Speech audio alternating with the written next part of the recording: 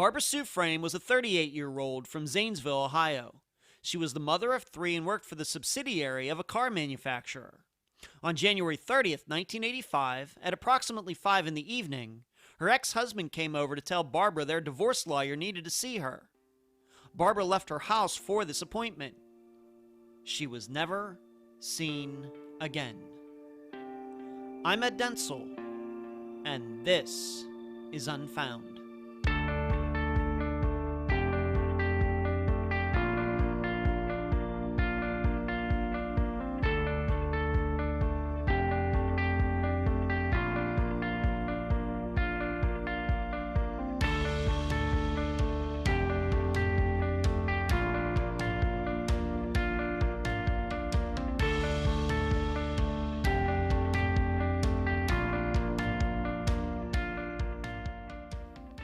How many of you are old enough to remember when door-to-door salesmen were a thing? I'm 48 years old, and I can distinctly remember, even out in the hills of Gilpin Township in Pennsylvania, that in the early 1980s my parents bought a vacuum cleaner off a salesman who went house to house, trying to sell them. It's true, he was driving a huge Lincoln Continental and pulled the thing right out of the trunk. Of course, the kids in this audience have no idea what I'm talking about. But there was a time not long ago when encyclopedias, hey, remember those? Insurance, aluminum siding, and a whole bunch of other things were sold right from the front door of the family home. It was just as common as Amazon is today. In fact, one of the iconic American plays of the 20th century had a door-to-door salesman as its main character, Willie Loman in Death of a Salesman. Well, today you're going to hear about a disappearance that started at Barbara Frame's house. The man who knocked on her door that day, her ex-husband Jeff Frame, was selling something. But it wasn't a tangible product with a price. It was a story about Barbara having to go somewhere with him. Now, 34 years later, we have to figure out if Jeff was an innocent man or a wolf at the door. And now, summary of the case. This is brought to you by my friend Megan Good's website, charleyproject.org. Barbara Frame, by the time the early 1980s rolled around, had 3 children to raise by herself. Her marriage at the time had fallen apart. She then met Jeff Frame, who was the brother of Barbara's neighbor across the street. The two hit it off and got married in less than a year. Yet the problem started soon, with Jeff being abusive and controlling, although he did adopt Barbara's youngest child, a son. But by 1984, she had had enough, and Jeff essentially kicked her out with only 24 hours' notice. They got divorced in December of that year, although in a turn of events, Jeff didn't want the marriage to end. He reminded Barbara of this daily by walking over to her new home to see what she and the kids were doing, and pleading for Barbara to go back with him. So on January 30th, 1985, nobody was surprised when Jeff showed up on the porch again, wanting to see Barbara. Yet the message that day was different. Jeff claimed the attorney responsible for the ownership of their house needed Barbara's signature on a document. The lawyer hadn't called her because at the time, Barbara's house didn't have a phone. Barbara left with Jeff. She was never seen again. The next morning, Barbara's car was found close to the usual place she parked it for work. Although Jeff Frame seems like the best suspect in this disappearance, there's still many answers Barbara's family has never received from police. Number 1. Why has Jeff's official story of what happened after he and Barbara left her house never been made public? Number 2. Why did police not seek out those people who intimidated Barbara's family to stay away from investigating her disappearance? And number 3. Why have the Zanesville police never given Barbara's family one call in the last 30 years?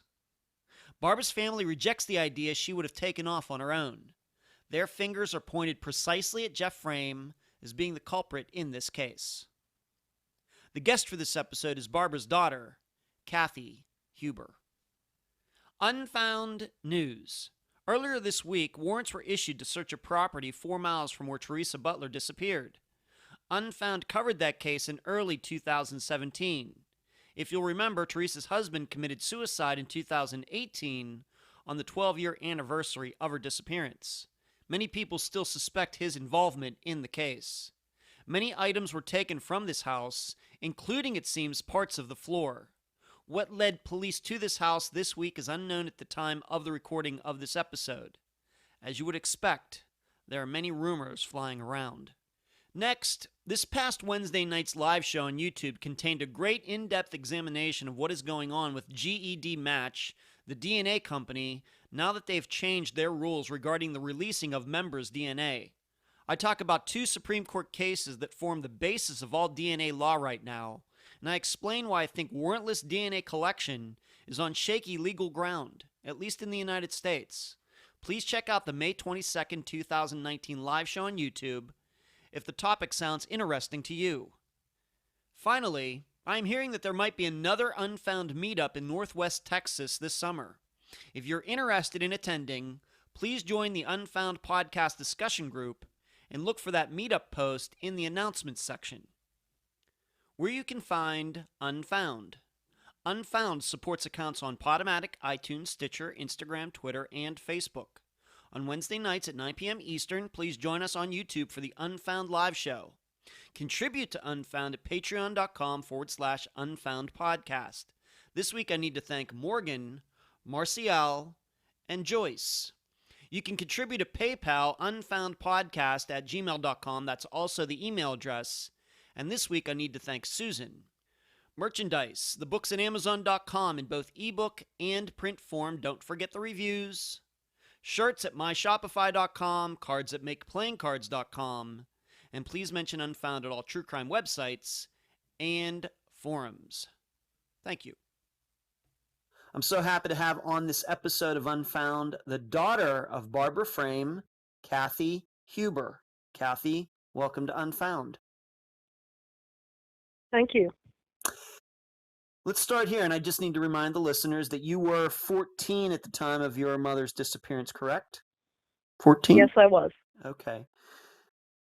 If you could think back that far, tell the listeners what you remember about your mother. You, of course, being a teenager, but I know you had some younger siblings that we can talk about in a moment. But what do you remember about your mother? She made friends easily. She was a nice, easygoing person, and she just made friends easily, and everybody liked her. Mm-hmm. She was a good mom. You and she had a good relationship. I know sometimes, getting in teenage years, kids and their parents, but you two got along pretty well? Yep, so far. Okay, great. And you had some other siblings. How old were they when your mother disappeared in January 1985? 2 brothers. One was 13 and one was 7. Okay, so one was like kind of right behind you, and then when one was half your age. Yes. Okay. And if I may ask, did you all have the same father? And we're going to talk about, of course, Jeff Frame here in a moment, but did you all have the same father? No, me and the 13-year-old had the same father, and the 7-year-old was from someone different. Okay, and did your mother see those guys very often? Do you have any sort of custody arrangements regarding any of that back then or not? The 7-year-old didn't see his father. He moved out of state and didn't want anything to do with the situation. But for me and the 13-year-old, yes, we seen our father every weekend. Okay, well that's good. Okay. And what was your mother into? First, maybe we should start here. What was her work? What did she do for a living? She worked at United Technologies factory here in town, making parts for Ford Automotive. Huh. Okay, and of course, this is Ohio and Michigan, not too far away, and I know that there are some automobile plants in Ohio as well. So that's what she worked. And how long was she there? Do you even know? 6 years, I believe. Okay, so she was well into that work, and we're going to talk about that a little later because that's near there is where her car was found. But what was her interest? Did she have any hobbies or anything? What did you and the kids, the other children, do with her? Did you go out? Did you play games? Go to the movies? Anything like that? Not really. She worked. We went to school. We came home, did homework, went to bed. There really, if she got a chance, we would go to the beach or something in the summer. Okay, up to Lake Erie? No, we have lakes here in Muscatine County. Oh, okay. Okay. All right. Would you say she was tough? Would you say that she, even though she was friendly, you said she makes friends easily, but would you say that she was, um, very discipline oriented as your mother? I'm just trying to get a feel for her, the kind of person that she was. She she had her roles, and Mm-hmm. but she wasn't really strict. Mm-hmm. Okay. Okay, let's move on to this. How did Jeff Frame come into your mother's life? How did they meet? After her and my father divorced, and it was a while after that, she moved into this neighborhood, and his sister lived across the street, and he would come visit his sister, and that's how they met. Okay. And how long would you say that they dated and everything before they got married? And how long were they married before she disappeared? They dated less than a year before they got Mm-hmm. married, Okay. and then they were married for 4.5 years. 4.5 years. And what do you remember about that time? And just to be frank, what do you remember about those 4.5 years? You were all living together, you and your two brothers, Jeff and your mother, all under the same roof. How do you remember those years? It started out okay, but then after several months, it didn't take long, and things started to turn bad. He was very abusive. When you say that, do you mean mentally and physically? Yes. Okay. And what kind of relationship did you have with him, being that he was your stepdad? Not good at all. No, I'm He sure it would. didn't like he didn't tend to like her kids. No, but No. but on the other hand, they didn't have any kids together, I guess. No, but he got to adopt the youngest since he didn't have a father. Okay, the youngest, the 7-year-old. Okay. Yeah. And had Jeff, do you know, had he been married before? Any kids before No. that, or anything? Nope. No. Okay. All right, so he's across the street.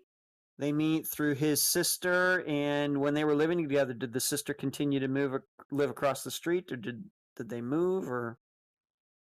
Yeah, the sister lived there. We moved before she did, so. Oh, okay. All right, and Jeff work. What was he? First of all, was he around? I know that your mother, of course, was 38 when she disappeared. Was he around her age, or a little older, a little younger? Do you even know? He was a good bit younger. He was a younger guy. Okay. And did he work? Anything like that? He did not work most of the time. During a time period, he got a job, but he only worked there maybe a couple of months, and that was the whole history. His whole work history the That time they was were married. all right. That was his Yeah. whole work history. So, would you say that Yeah. when he and your mother met, that he did not have a job at the time? I mean, what was he doing for money? That I don't know. I was Don't know. 10 when they got married, so I'm Right, not right, sure. right, right. Of course. Okay. Did he did you tell me at some point he was on maybe disability or some insurance claim or Yeah. something like that? Yes, after he got that one job for those couple of months, he claimed he got hurt at work, and then he was on disability. Uh-huh. Now that did you suspect something at the time at a 14-year-old, but now that you're a grown woman, uh, did that seem a little suspicious to you? Do you think your opinion, did he really have a disability or what? No, he did not. He still worked on cars and did everything that he claimed he couldn't do because he claimed he had a bad back. Okay. All right. So something happened there that he was faking an injury, and of course, unfortunately, that happens. quite a bit. What do you think it was, if you can say, that brought Jeff and your mother together? That he doesn't seem, he doesn't have a job. Very shortly into the marriage, that things started to go wrong. What did you think he was? He's just a smooth talker, or what was it? Do you think? Yeah, I think he was able to play it up and be a smooth talker, and he was able to play the part to be the nice guy in the beginning. Mm-hmm. And then as soon as they got married, do you even remember once again, you'd be like 10 years old. Do you remember their wedding day and all of that? I mean, were you old enough to remember that? I do remember their wedding day. Yes, I was there. You did? Okay. Was it a big wedding? It was small, but it wasn't too small. There was family members and friends from both sides. Okay. During this time that they were in this marriage, and it sounds like it was very rocky, and you say that Jeff was abusive. Were you seeing, like, for example, were you seeing your grandparents, like your mother's parents? Were they still alive? Did they know what was going on? Any of that? Her parents were still alive. I didn't see them too often. I think that she didn't want them to know all the things that was going on. Mm-hmm. So she might How have been. bad it had gotten. Yeah. Did they live close? Did they live in Ohio, or did they live somewhere else? They lived in the same city with us. In the same city, but still, you didn't see your grandparents that much. No. Okay. Okay. And were they still alive at the time that your mother, Barbara, disappeared? Both of them were, but her mother was in the hospital and actually hospice with cancer, and she was to die any day. Right. Right. And of course, we're going to talk about that in a bit. Okay. So you had this bad relationship. You're a teenager. You don't have a very good relationship. I'm guessing that maybe the 13-year-old brother, he didn't get along with Jeff very well either? No. No. Okay. So this is the kind of situation that they were in. But at some point, your mother did file for divorce. So she's the one that initiated the divorce? Yes. She did. Okay. And what do you, now that you look back at it now, was there like a final straw that led her to that? Or what do you think? Was there just things that got so bad, or did she feel like she needed to be more independent? Now you look back at it now. What do you think was going on? Well, she had wanted out for a while, but he made threats and everything and kept her there. He finally got mad one day and said, "If you want to go, go." So she told us to hurry up and pack a few things because we had to get out fast. Didn't want him to change his mind, and that's how we went. Wow, it just happened that quickly. Yes. Wow. Okay. Did you have a place to go? Did you go to your grandparents, or I mean, if it sounded like they don't have like, please. Okay. We stayed with a friend of hers. It was tight, but she let us come and stay. Well, that was nice of her. Okay. But you eventually, your mother did eventually, during the process of the divorce, did get her own place. Maybe didn't buy it, but maybe renting from somebody. But it wasn't that far from Jeff, was it? No, because a neighbor that we had when we lived by Jeff offered her to rent their house, which was behind their house. Okay. So how far, when you finally did move into this place, if you could describe it maybe just in feet or like a quarter of a mile, however close it was, how far do you think that when you did move into the house where your mother disappeared from, how far was it from where she lived with Jeff when they were married? Well, it was close enough that if we went out our back door of the house we rented, we could see the landlord's house right in front of us. And across the street from the landlord's was Jeff's right there. We could see his house from our backyard, his driveway. So maybe like 150 feet, 200 feet, something like that. Yeah. Like the distance maybe that you could hit a baseball or something like that. Very close. Yeah, you could. Wow. Wow, once again, I know you were 14 at the time, but did your mother ever express any fear about living that close. I have to say my opinion. I mean, my experience. I've never been married, but when people move out, they generally move far away. But she just moved right down the street. Did she have any fear about that you remember that she said? She didn't say, but I think she did because he was able to watch her every move from there. Yeah. Right. Right. Okay. So was this divorce? How long would you, once again, in retrospect, looking back at it as a 14-year-old, how long did the divorce take? Was it a long, drawn out divorce, like some can be, fighting over things, or would you say that this was one that was fairly quickly done? I think it was fairly quickly done. Okay. So she moves out, and do you think that, of course, she disappeared on January 30th? How long were you living in that house before she disappeared? And we will get into the specifics of what happened that day. But how long were you in there before that happened? Well, let's see. It took after they split up. It took a couple of months before we moved into that house, and then the divorce was final December 15th, and 6 weeks later she came up missing. And we lived in that house probably maybe 2 months, Okay. So like the maybe 8 weeks beginning of of it. December 1984. Yeah, I think that's Um, when we started renting, okay. somewhere And in there. okay, great.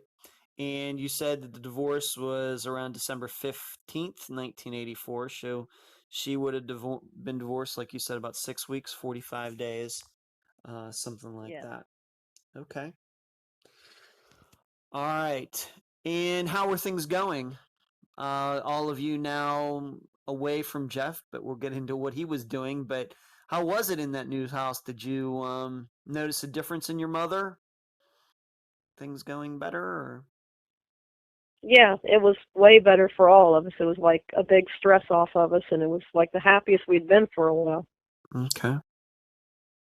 This new house that you moved into, and this will play a part in her disappearance eventually, but was it furnished? Did it have like furniture, a phone, all of those things, or did she have to get stuff like beds, things like that? It was empty. She had Wow. some furniture, other furniture was given to her. Wow. Okay. Okay. And these weeks, of course, like you said, she got the divorce was final on December 15th. These 6 weeks, though, but Jeff is just a few yards away, a few houses away. What was he doing during this time? I'm going to guess maybe, of course, you can't speak for him. I'm going to guess he's probably a little surprised that your mother got a divorce and moved right down the street from him. And what was he doing during this time when you moved into the new place? He was he knew our every move. He was stalking her. He would come over and ask questions every day. If she wasn't home, I had to go through this list of questions. Where was she? Who'd she leave with? What time did she expect to be back? And he would ask all these questions. So when she wasn't there and you were there, maybe with your two siblings, siblings, he would come over, knock on the door, and he would expect you to Yeah. give him your mother's every move. Yes. Wow. Okay. I have to ask, did you always go along with that? Did you ever just tell him it's none of your business? Did he ever show any signs of anger if you didn't want to answer? How do you remember those? This must have been very strange for you, Kathy. When she left, I asked her what she wanted me to tell him when he came because I knew he was going to come. So I told him whatever she told me, Uh which was huh. usually the truth because she didn't usually care what he knew. Mm-hmm. He wasn't doing anything. Her mother was in the hospital. She was probably usually up there visiting or whatever. Right. Right. Did he ever try to like stick around the house? Like hang out for a while or just stand there right on the front porch or front step and get the information and then leave? Like I said, it sounds very strange to me. I'm not saying probably is happening maybe a lot of times with men who are very controlling of their women, but um any altercations or you ever try to hang out or anything? When she was home, he would come over and he would be begging her to come back. And he could be there for a long time doing that. But if she wasn't there, it was just the kids, he had no interest in us other than asking questions and leaving. Okay. So you would be there, she would let him in even though they were divorced and they didn't have any kids together, although he did, I guess on paper, adopt the 7-year-old, your brother, the 7-year-old. Yeah. So he might have maybe some rights to see him or something like that, maybe. I guess that might make sense.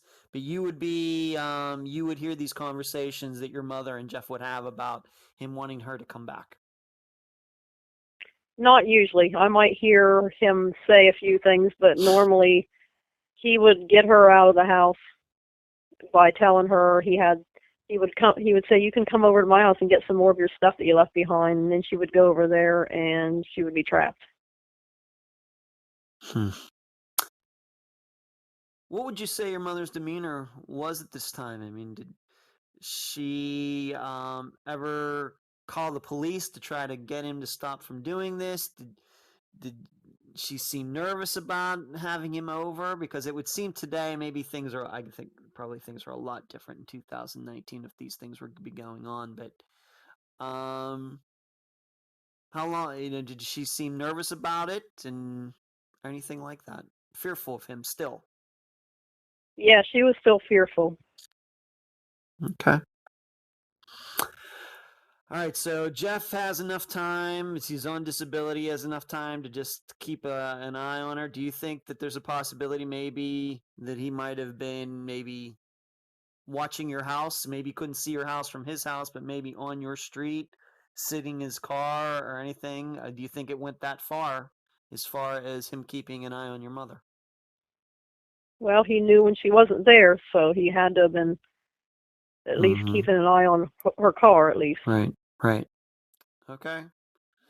I'm just wondering if this is the way it went. Just wonder why he granted a divorce in the first place.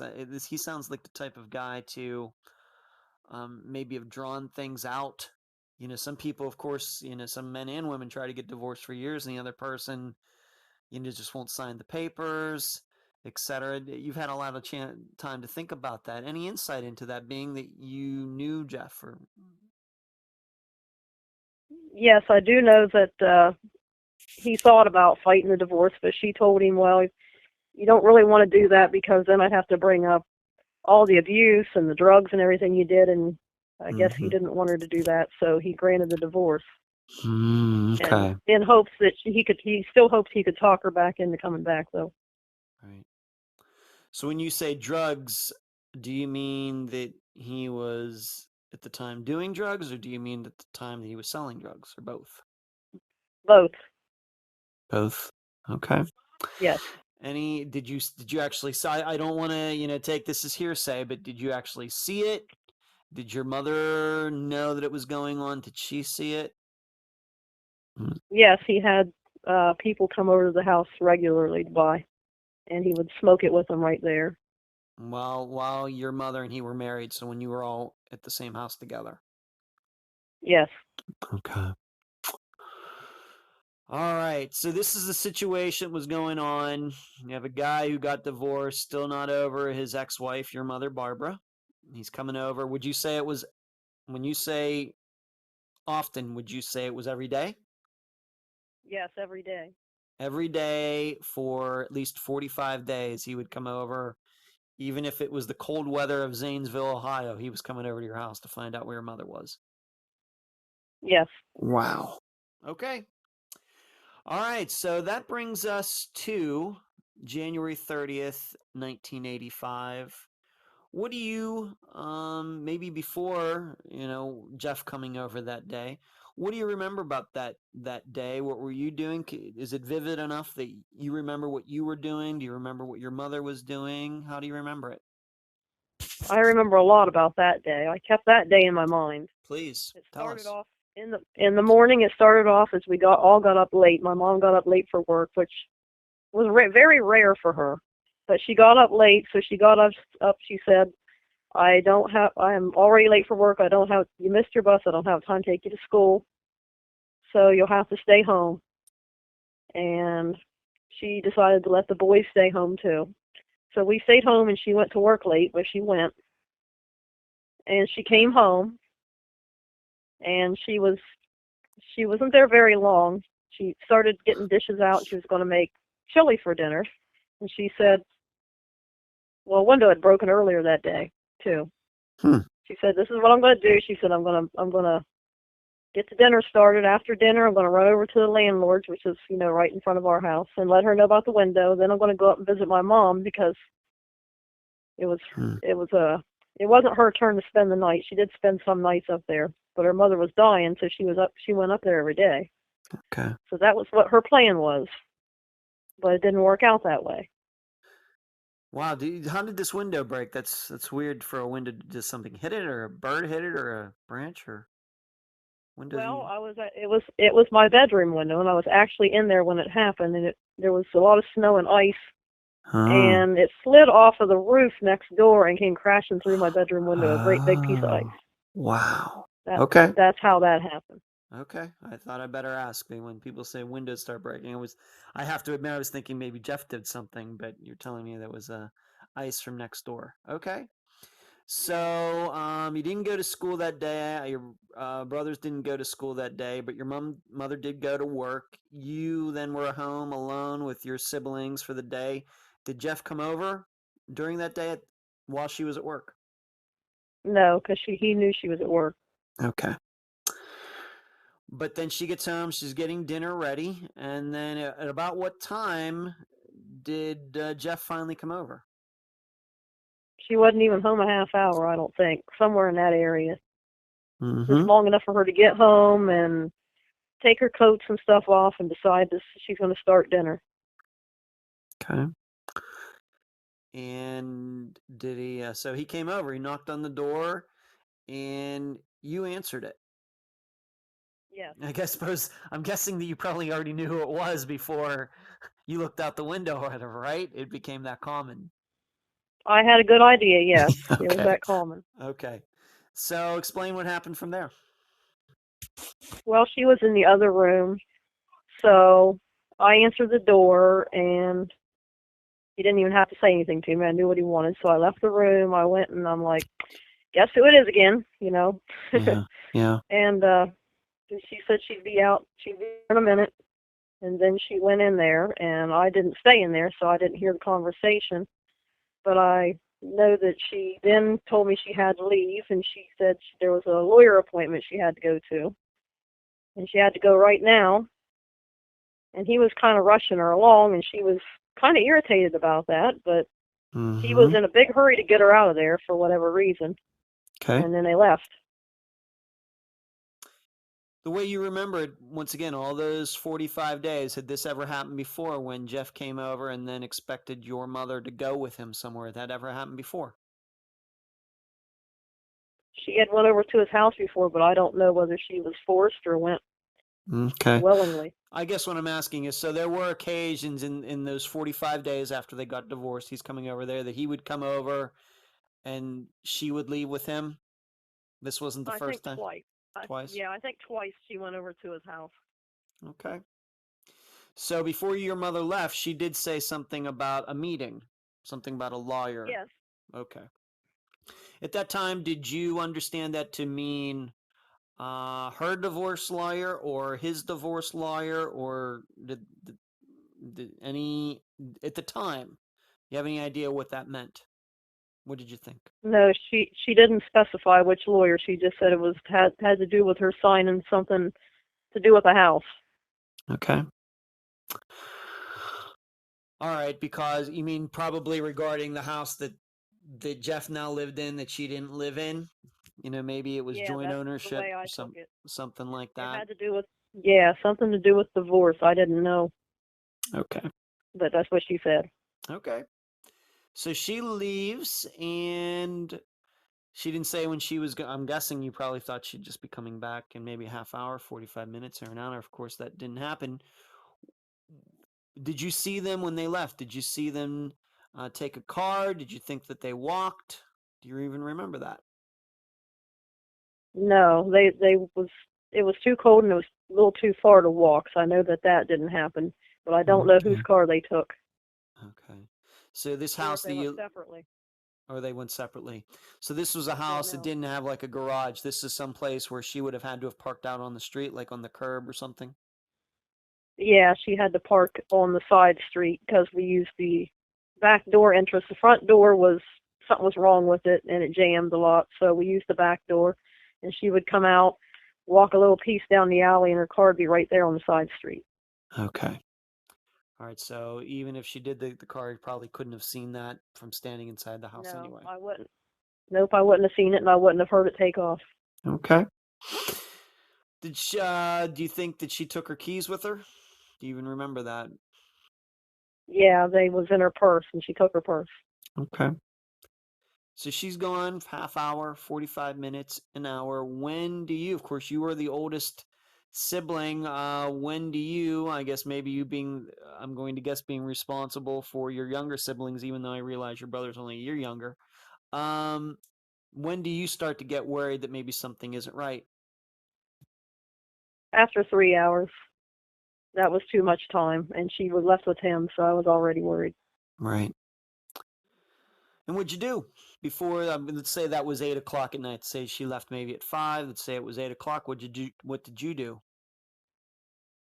I got some ready for dinner for him, and just made everybody dinner, and we just did our normal routine and went to bed. There was Mm-hmm. nothing else we could do. No. Didn't try to call his house. But once again, let's talk about that right now. There was no phone in your house, was there? No, because we hadn't had a chance to get one hooked up. She had already called the phone company and was planning on getting one hooked up, but it wasn't Mm-hmm. done yet. Okay. And of course, we have to remember this is 1985, where phones were still on walls. Well, Yes. and only the very, very, very exclusive people in the United States even had cell phones at that time. Of course, cell phones, that was maybe 12, 15 years before it became quite common for people to have cell phones. And so you couldn't even call anybody because there was no phone in your house. No, I could have used the neighbor's phone, but I knew that, but I didn't go anywhere. Okay. So you went to bed, mother's not home. What did you do the next day, which would be January 31st, 1985? Well, I had set the alarm for her to get up. She got up an hour earlier than me.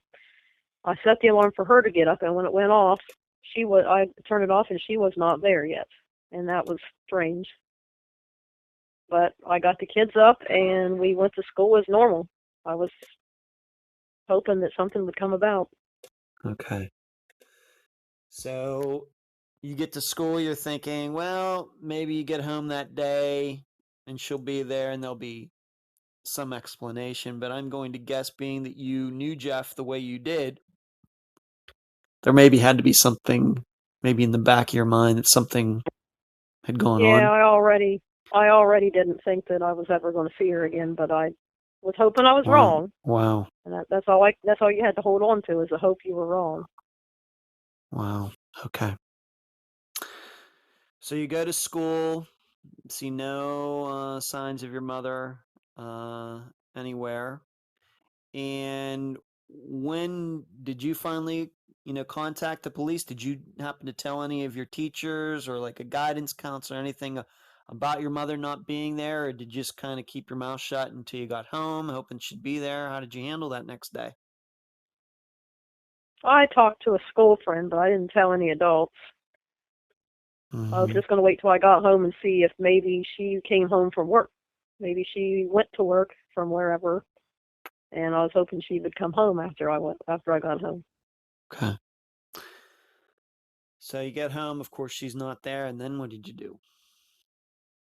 Well, I got home, and she wasn't expected for about an hour or so after I got home, so I waited for that. Her time came, she didn't come home, so I'm already planning on calling the cops.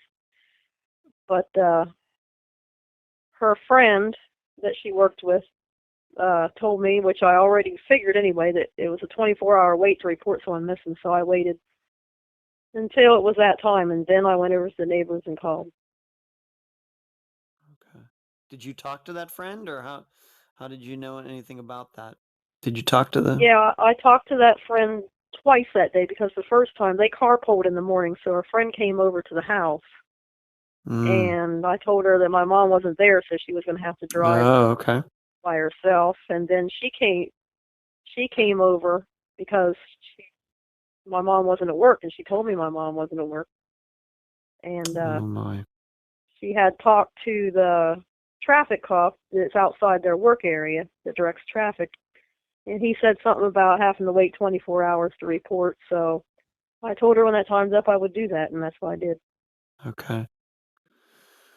All right, so you went over to the neighbors, called the police, and did they come talk to you? Of course,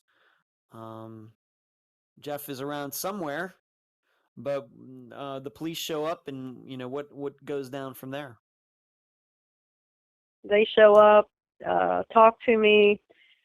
They take me and my brothers down to the station. We talk some more, and then they let my aunt take custody of us for a few weeks, and then my dad got custody of me and my older brother. Okay. And where did we'll get back to this a little bit, but where did the younger brother go? He stayed with the aunt until Jeff got a lawyer or whatever he got and came over, and they had to release him to Jeff because he was his adopted dad. Okay. All right, we'll surely talk about that in a bit. Okay, so the police come over, you tell them just what you just told all the listeners, that Jeff came over, your mother left with him, allegedly for some lawyer appointment, and never. Now, granted, I realize you're just 14 at the time. Of course, you can't drive around. You can't, you have to get people to take you places and things. But how much were the police telling you after that January 31st, and finally you talked to the police and everything? After that, how transparent were they with you and at least your older brother, your 13-year-old brother, about all of this?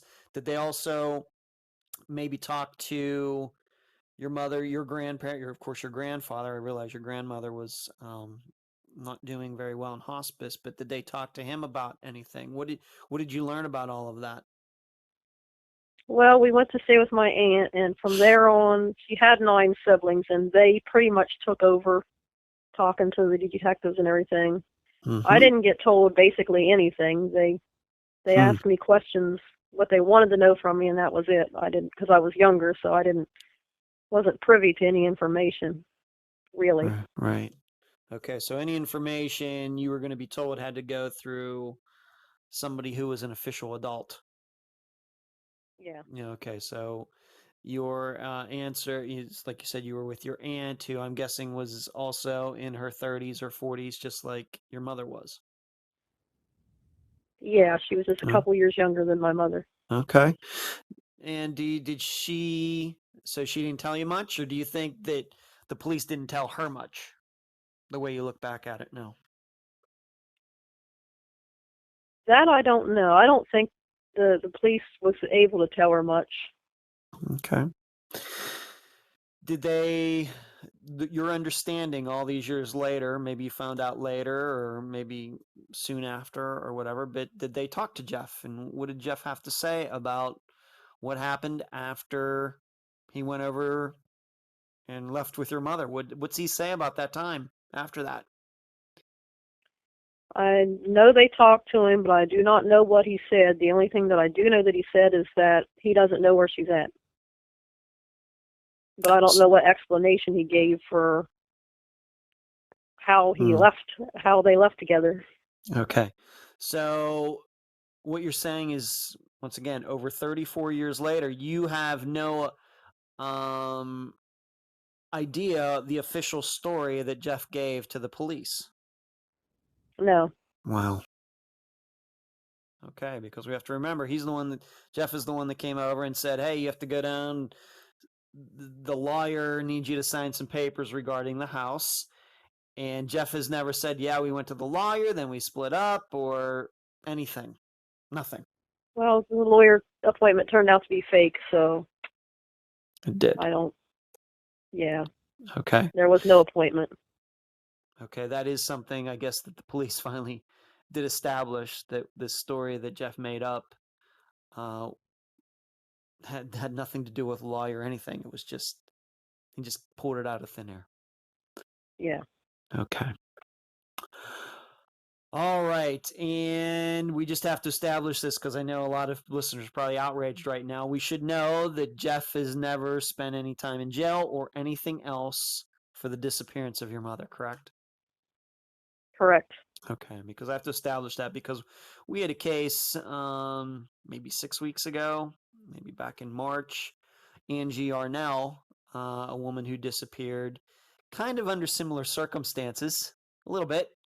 And the man that she was with actually did end up spending some time in jail. He also had a story that didn't quite all make sense, but he did go to jail for harming Angie. But he's out now, but her body has still never been found, and that's why we covered that disappearance. But in Jeff's case, you don't know what the story is after he and your mother left the house, and he's never spent any time in jail for anything regarding your mother. True. Okay. All right, so let's move on to the rest of the case. Now, your mother's car was not found parked where she usually parked it, like you said, very close. Where was her car found? It was found the next day. It was found in a parking lot across the street from where she worked. And she normally parked it across the street in front of the bar or to the side of the bar, but it was found in a bar parking lot. It was found way clear in the back where she wouldn't have parked it, because then she would have had to get out, in early morning dark and walk to work. Nobody would park back there that far back. That's where it was found. Okay. And once again, to your knowledge, anybody ever come forward to say they saw somebody park her car back there? Of course, you saw her coworker twice in the morning when the woman came to pick your mother up, and later when she came home to see if your mother had ever come back to your house.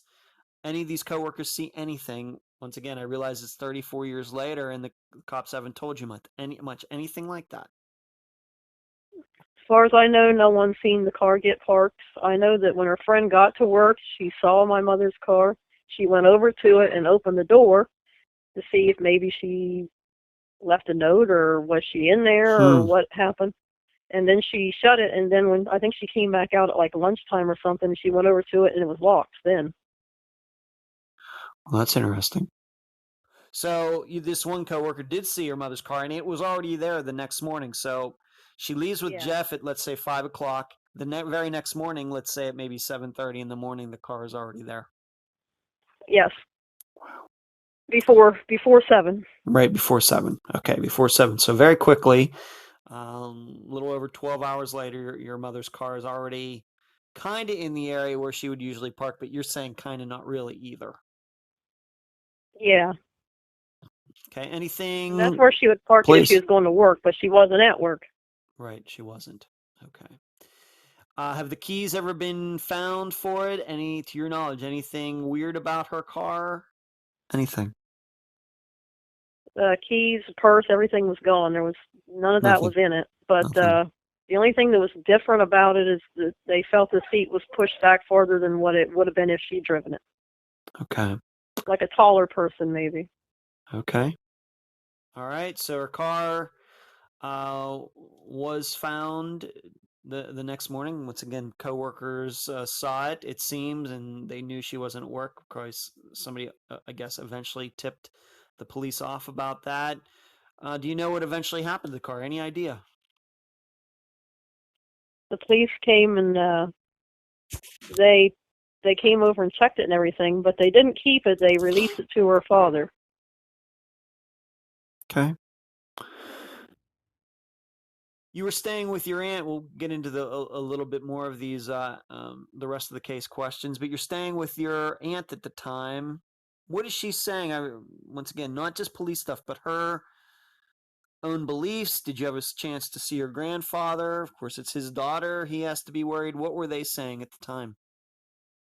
Every one of them believed the same thing that I did, because they knew about the relationships that they had, and they all suspected the same thing. Okay. Nobody suspected anything different. Other than Jeff did something to her. Yeah. That evening, that night. Okay. And do you, in your opinion, even though I realize you were 14, I'm going to keep bringing that up for the listeners so they can remember that. Do you think that your aunts and uncles were pushing pretty hard, and your grandfather was pushing pretty hard for the police, to kind of work on Jeff, or not? Yes. They did. Yeah, that was what they were pushing. Okay. Do you know? Let's move on. Being that this lawyer appointment never existed, do you know to this day? Do you even know the name of the lawyer? I'm gonna guess probably even if you did, probably the lawyer's not alive anymore, being it started some years ago. But did you know the name of the lawyer at the No, I time? didn't know the name of his or hers. Didn't know anything. Okay. All you know is for sure is that this story about her having to go see a lawyer was completely cooked up. Yeah, the lawyer said that he did not see them that day, and he wasn't expecting to. Okay. Let's go back to the police and Jeff for a second. Did Jeff ever take a lie detector test, to your knowledge? He took 2 of them that I know of. And what were the results? Inconclusive both times. Okay, was this, to your knowledge, right after your mother disappeared, or 6 months later, a year later? You know when they were conducted? No, I think they were within the first year, but I can't say how soon. Okay.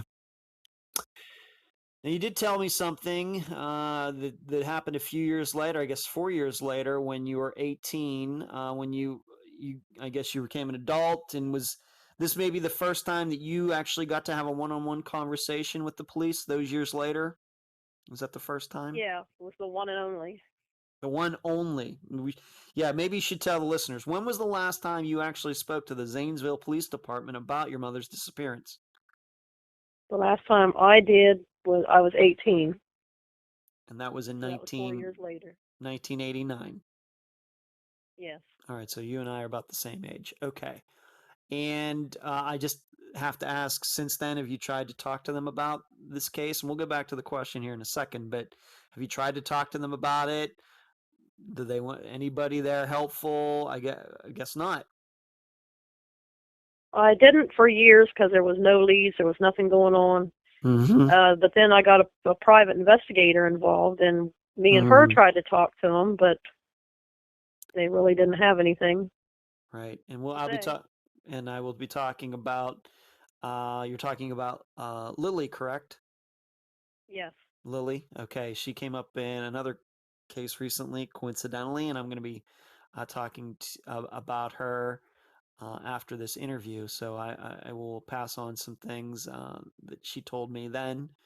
But getting back, so you really haven't had any interaction. She's not been able to get anything from them. So yet Jeff took these lie detector tests, inconclusive. But when you finally did get to talk to them in 1989, at 18 years old, they told you a story that you'd not heard before. Why don't you tell the listeners about that? Well, their reason for coming over and talking to me is because they said they got a lead, but they said the lead was that she was seen in the grocery store a few days after she came up missing with me. Me and her was supposed to be grocery shopping. But of course that didn't happen. I would know if that happened. And then they also gave me the name of the person who called, and it happened to be a friend of Jeff's. So I'm like, yeah, well, now I know why they did that. Why that happened. Is that right? Yes. Who can you say the name of this person? I probably shouldn't, but okay. So that's really okay. Was this a man or a woman? When you were told the name, when you told the name, did you automatically know it was a friend of Jeff's? Yes, I had known Jeff to talk to him. He didn't live that far from us. Okay. Could this been? Please. Yeah, he did go to the same grocery store with us, but he did not see me and my mother after she disappeared there. Okay. That would be nice. would this been one of his friends that would come over when Jeff and your mother were still married that might have been involved in drugs with Jeff?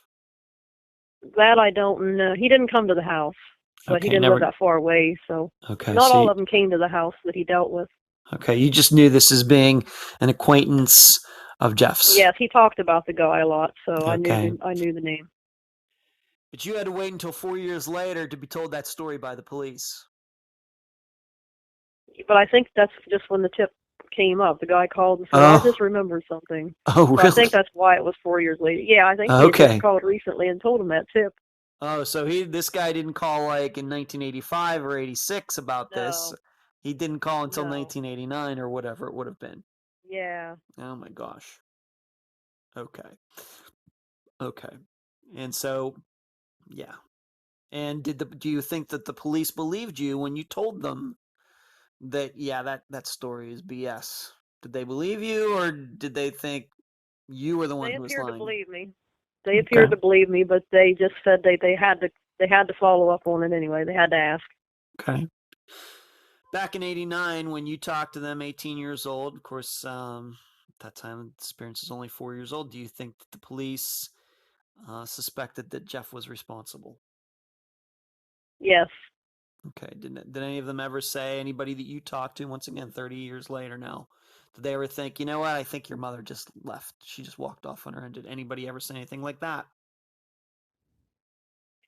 Not really. They really didn't have much to say when we went to talk to them. They would just be like, "Well, we don't have anything new," and pretty much that was it. Were any searches ever done, like around the car? Do you know? And sometimes you should know. Sometimes these things happen without the families ever knowing. That does happen. But any searches done that you ever caught wind of? Any places that they were looking for your mother? If they did believe that she didn't want wander off on her own, but maybe somebody murdered her? Anything like that you've ever heard about? I don't know what kind of searches they did. No. But Okay. whatever they did do back then, they didn't find anything. Right. Do you think that they ever looked in the house that Jeff lived in? Of course, that would have been the house that your mother and he were married in and lived in. Did they ever look in that house? From what I'm told, they didn't. No. So overall, would you say that the police didn't do a lot, once again, as far as you know? No, I'm not sure about Not sure. that. I don't think they did. Okay. I mean, they'd come over and interview relatives and stuff, but I'm not sure what they did with the information that they got. Well, speaking of relatives, I do want to move to this topic because I do believe that it certainly does sound suspicious, and it has to do with your mother's brothers and sisters. First of all, how many brothers and sisters does your mother have? 9. 9. Wow. Okay. Yes, they were all living at that time. Okay. So she has 9 brothers and sisters. Of course, one of their siblings, Barbara, is missing. You told me that they were very interested in trying to figure out what happened.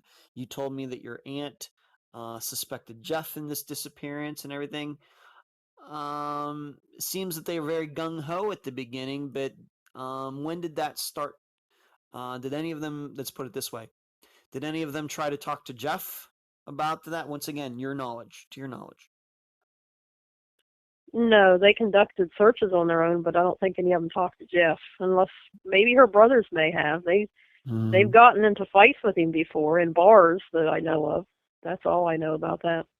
But that would have been before your mother went missing? That was after. That was after. Okay. He was upset with them because they were searching for her. Okay. Because they blamed him that he didn't like that. Okay, so there were some run-ins after the fact, like in the years after, where your brothers would run into Jeff and there'd be some altercations?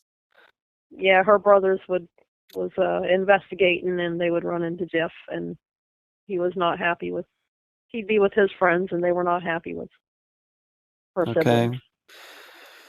Okay, but this all changed. When, in your perception, as far as looking back at it now, when did this change, in your opinion, that it seems like the brothers and sisters started to back off all of this?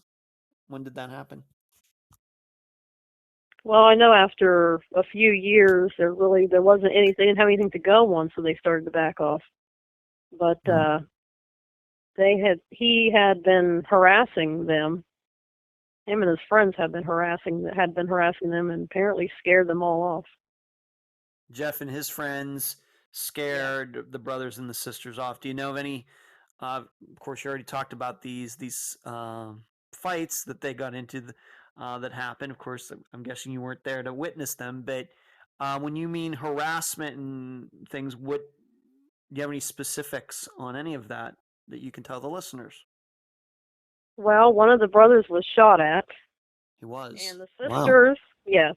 And one of the sisters, he would come over and mess around her yard and try to harass her at nighttime when her husband was at work. And then there was a couple of them he would see in the stores, and he would follow them around. Just things like that that I know of. Okay, so when this shooting incident, can you give us do you have any more details on that? Was that something where, your uncle is in bed at night and somebody drives by and shoots a bullet at the house, or what was it? No, he was on a busy street that we have in Zanesville that has a lot of bars on it, which he hung out in most of those bars, and the brothers were, investigating and stuff, and my uncle was out, walking, probably going to one of the bars, and somebody shot a bullet at him. Okay. So, and probably what also ends up happening is these brothers and sisters have kids of their own. Maybe they start thinking about, they start thinking about that as well. They start worrying about their own families, and they backed off because they felt threatened and they were being intimidated. Yes. Okay. Do you know the names of some of these other guys, people with Jeff, that might have been party to this besides himself?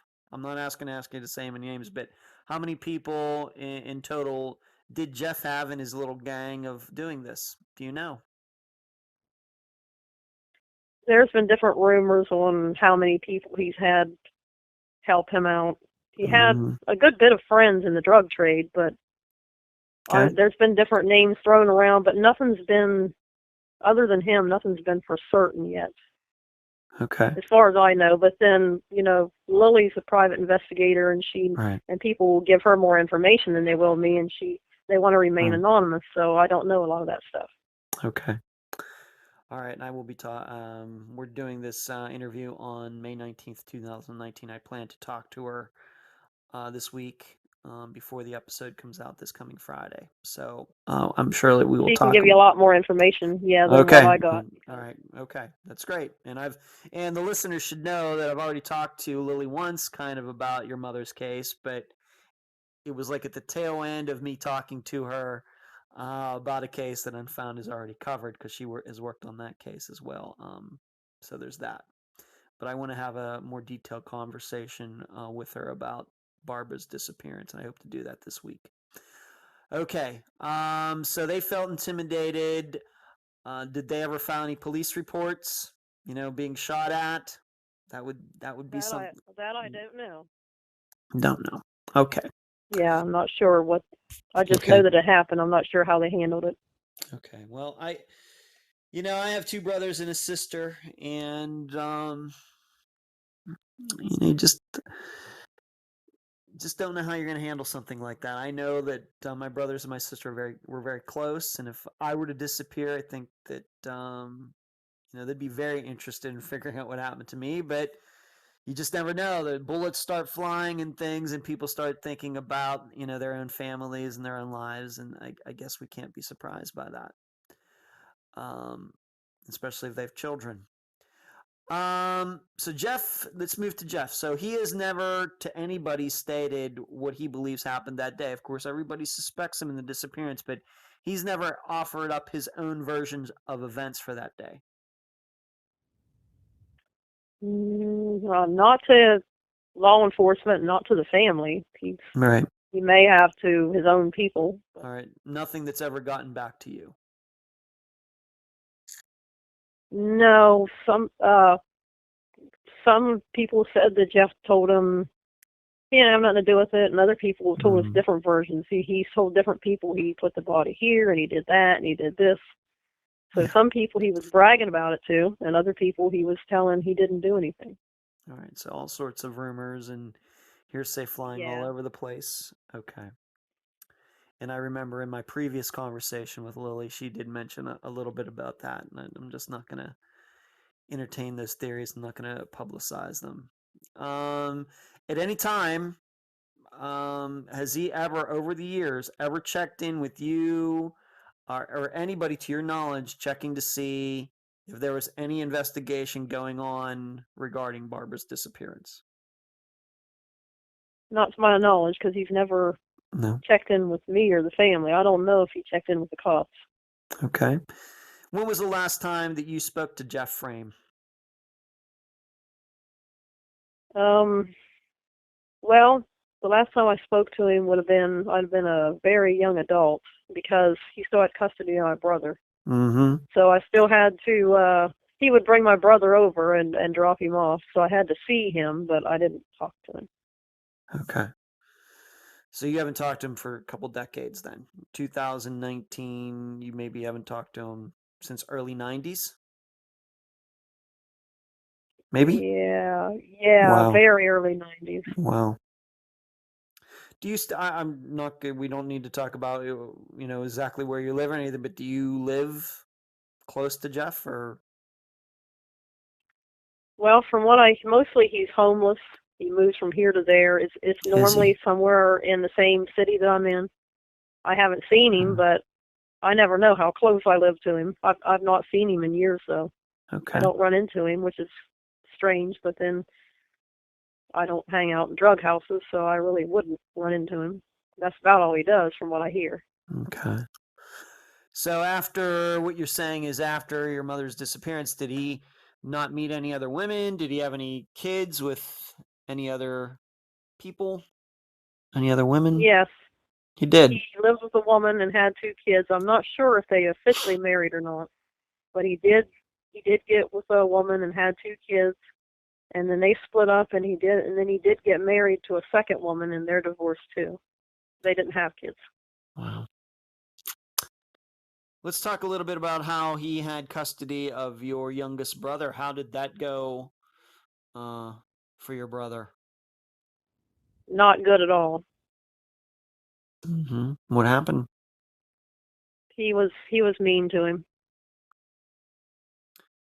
Did Jeff? I mean, he was his adoptive father until your youngest brother turned 18, and then he got the heck out, or did family services come in and take him away, or what? From what I know, he lived with him for a few years. He was mean to him, and then my brother went to live with Jeff's parents, who were a lot nicer to him, and pretty much Jeff didn't want to keep him, really. Mm-hmm. So his parents raised him. Okay. Do you have a relationship with your youngest brother? Yes, but I don't get to talk to him much, because he works a lot of hours and he lives in Texas. Okay. Even though Jeff was his adoptive father, does he suspect that maybe Jeff had something to do with your mother's disappearance? Yes. Does he remembers, little things. He remembers how mean he was. Okay.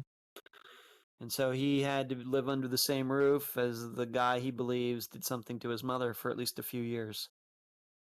Yes. And then I'm not sure if he believed he did it that young. He was probably able to be talked to different, but he grew up to believe it. Okay. Did you find out at some time that it could be that Jeff actually had gone to your mother's work first that day? Is that something that, that was something that came up between Lily and me? So maybe he actually went to her work that day instead? Yeah, that was when she came on. Lily came on the case. Mm-hmm. That's what. Yeah, people called and told her. Yeah, he had come by the workplace. So before he showed up at your house that day, January 30th, 1985, it's very possible earlier in the day he showed up, worked it, and we don't know what happened, whether they wouldn't let him see her, your mother, or what. We're not sure, are we? I think it was either probably at lunchtime or after work when she was outside. Okay. Okay. What's this been like for you, Kathy? It's been over 34 years. You haven't had any interaction with the police, which I would say probably is something that needs to change this year, probably.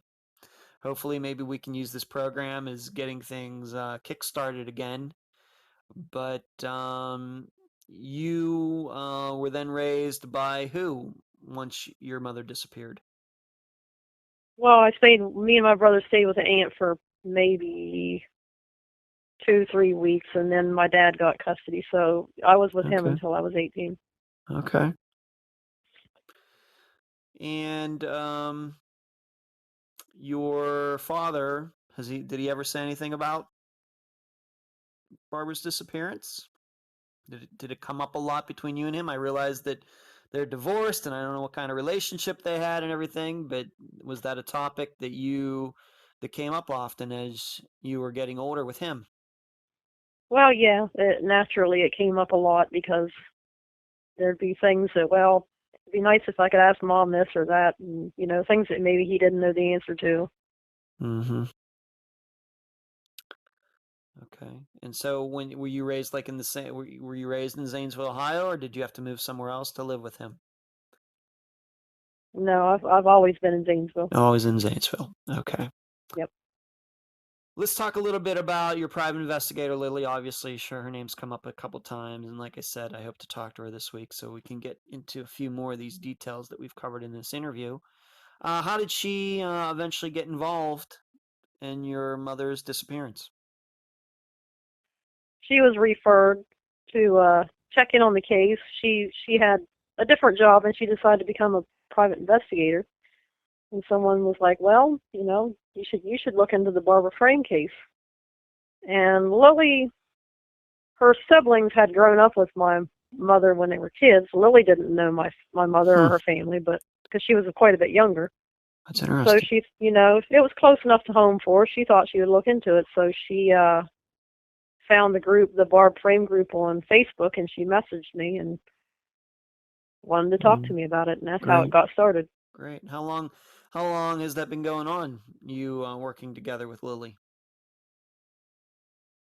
I think it's been going on like almost 5 years. When she started, Okay. it was in August, and the disappearance was 29 years old at that time, and now it's 34.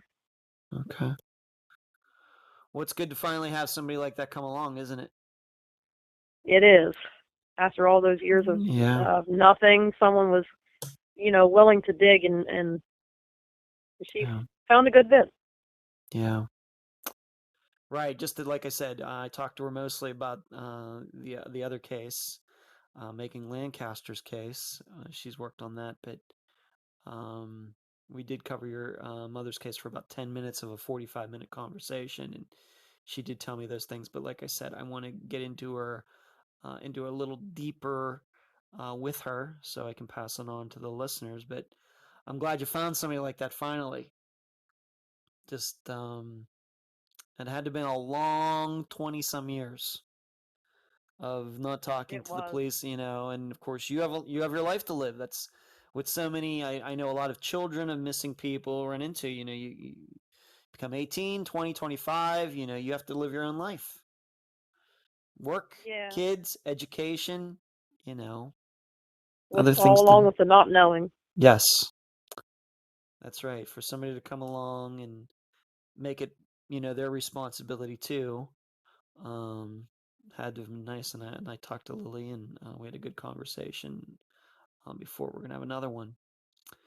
What is Jeff Frame? You said that he's homeless now. That's what he's doing with his life now, all these years later. Yeah, as far as I know, he's homeless. He's been in and out of jail for drugs, and when he gets out, if sometimes he has a home when he lives with like a woman, or and then other times he just lives wherever. Before he went to jail, the last time he was staying in a camper on somebody's property, on a friend's property, but then he went to jail, and I'm not sure what he's done after he got out. But as far as I know, he's homeless. Wow. You said that you have a Facebook page. Why don't you tell the listeners again what the name of it is? Is it a page? Is it a group? Why don't you tell the listeners about it right now? It's a group, Help Find Barbara Frame. It's got lots of pictures of different places that we looked and dug, and it's got all the information and everything that me, at least everything that me and Lily have done so far. Everything's on there. And yeah, it's and anything that comes up, that's the first place I'm going to put it. Okay, great. You are a mother now yourself. In fact, we were talking about your sons right before we started this interview, Kathy. I'm guessing you have told them about their grandmother? Yeah, they never met her, but yeah, they've gone to a couple events we've had for her, and yeah, they know that they had a grandmother, and they know something happened to her. Okay, good. Got to keep that going. Got to keep it going to the next generation, because as I've found out in so many of these cases, sometimes eventually it's the next generation that, has to continue to keep getting the word out. I think of a disappearance like Mikkel Biggs in Arizona, where the parents, she disappeared as a little girl. Her parents did so much for years, and now it's her sister that has kind of taken everything over after all these years, as things change. So it's good that your sons know about their missing grandmother. Any last words before we complete this interview, Kathy? I would just like to know what happened to my mother. I'd like a peace of mind and justice. It's been a long 34 years, and it's been hard, and just like to put an end to it. Okay. Hopefully, we can help you do that. The good thing, you have Lily on your side, and now that you've been on Unfound, you have, of course, me on your side, and my assistants on your side, and the listeners on your side. And hopefully, we can put a little bit of new light on this case. But I think I've already stated publicly on this interview that, those new discussions, I think, with the police need to start. And probably it's no good that you haven't talked to them. I realize Lily's doing good work, but you personally should probably contact them, have a sit down, some point this year when you feel you're ready, because it's been too long. That many years, it's just been too long. So she probably put that on your list for this year. But and I will help you if that happens. I'll certainly be happy to work with you to make that happen, and kind of walk you through the process and give you any suggestions should you get to have an opportunity to talk to them. Okay, I'd love to help you with that. Well, thank you. You're welcome. And I appreciate you being on this episode of Unfound. Thank you. You're welcome. I love being on your program. I've heard some of your cases, and they're very good. Well, thank you. We try to do the best we can. We're reporters and investigators, and we certainly made a progress on quite a few cases, and I hope to do it with your mothers as well. That's great. I know how those people feel, and I'm glad that you're helping. Kathy, I deeply appreciate it. Thanks for being on the program. And that was my interview with Kathy Huber, daughter of Barbara Frame. I thank her for joining you and me on this episode. As I stated in the interview, I wanted to speak with Lily Paisley, the private investigator who has been working with Kathy since 2014. I got to do that on the night of May 22nd, 2019. We had about a 45-minute conversation. Here are some of the details of that conversation, but keep in mind there are obviously things I can't say because Lily and others are still working on them.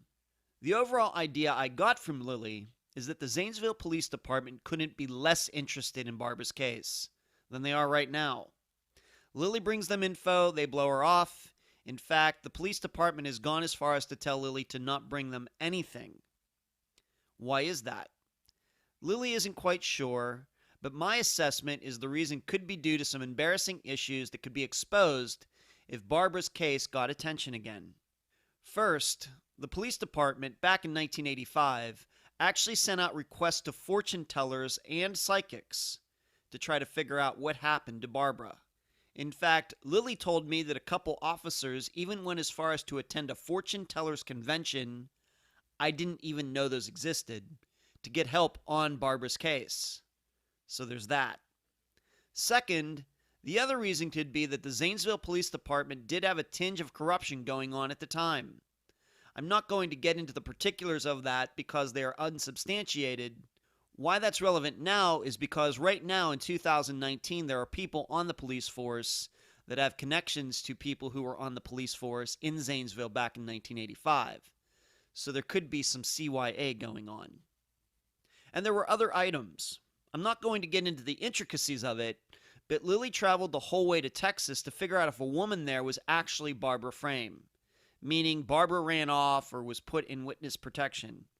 I have posted a picture of the woman without her name in the discussion group on Facebook. You can be the judge if you think it's Barbara or not.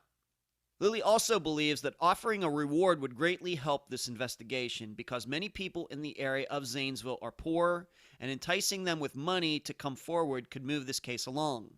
She has one particular person of interest in mind who she believes would spill his guts if guaranteed some cash in return. Also, allegedly there were people who went over to Jeff's house after Barbara disappeared who saw blood and other signs of an altercation. It seems the police never checked this out. On the other hand, I have reason to doubt these people's stories, just because they sound a little too good to be true. There's also a story about how people saw Jeff with bloody rags. Once again, how convenient. Lily has actually spoken to Jeff Frame for a total of about 10 hours. He says Barbara simply took off. No explanation for the lawyer meeting that didn't exist. Jeff has told others different stories than the one he told Lily. In them, he says Barbara fell and hit her head and died. Frankly, I'm not inclined to believe anything he says to Lily or anyone else. Lily has done a lot since 2014. She's gone on searches, gone down into wells, she's found bones and gotten them examined, to no avail. She went to Texas. She's talked to many people who know Jeff, including his sister. An overriding feeling they all have or had about Jeff is he was a very scary guy back in 1985. And all that fear could be carrying through to this day, despite him being in poor health. Not sure what to make of that. Lily told me some other things, but I'm going to have to leave those out of the public sphere for now. My impression is Barbara's case is one of those that drives us all nuts. We pretty much know what happened, but we have no conclusive evidence. All we have is the circumstantial kind. We have what our common sense tells us, but that doesn't go very far in court. Some of the other cases Unfound has covered like this: Rosemary Rapp, Julie Early, Mary Lands, and to put a guy in this category, Donald Irwin. Yet these cases are unsolved, and may be for a long time. The lesson all of us can learn from cases like these is if we know people who have wolves in their lives, we must keep an eye out for these friends, and certainly convince them to never open their door for them. I'll leave the rest of the theorizing up to you. And that's the program. If you found it informative, please go to the app that you use to listen to Unfound and give this podcast a nice review. I thank you for listening. I'm Ed Dentzel, and you've been listening to Unfound.